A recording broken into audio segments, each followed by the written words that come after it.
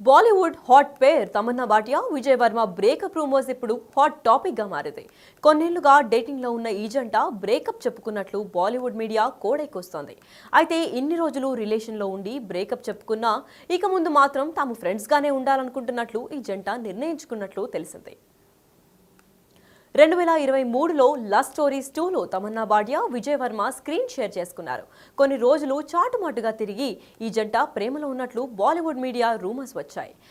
ఈ రూమర్స్ పై తమన్నా స్పందించింది. Love stories 2 cinema సమయంలో విజయ్తో ప్రేమలో పడ్డట్లు ఓపెన్ గానే చెప్పేసింది. అప్పటి నుంచి ఈ జంట 2 ఏళ్లకు పైగా చట్టాపట్టాలేసుకుని తిరిగింది.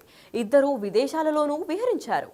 ఈ జంట ఏ అవార్డ్ ఫంక్షన్స్ అయినా స్పెషల్ అట్రాక్షన్ గా నిలిచేది.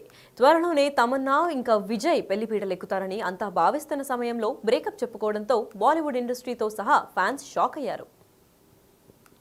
ఇక తమన్నా విజయ్ ఇరువురు చేతి నిండా సినిమాలతో బిజీగా ఉన్నారు. తెలుగులో తమన్నా చివరిగా బోలా శంకర్ మూవీలో నటించింది. ఈ మూవీ డిజాస్టర్ అయింది. ప్రస్తుతం ఓదెల 2లో ప్రధాన పాత్రలో నటిస్తోంది. సంపత్ నంది ఈ చిత్రానికి దర్శకుడు.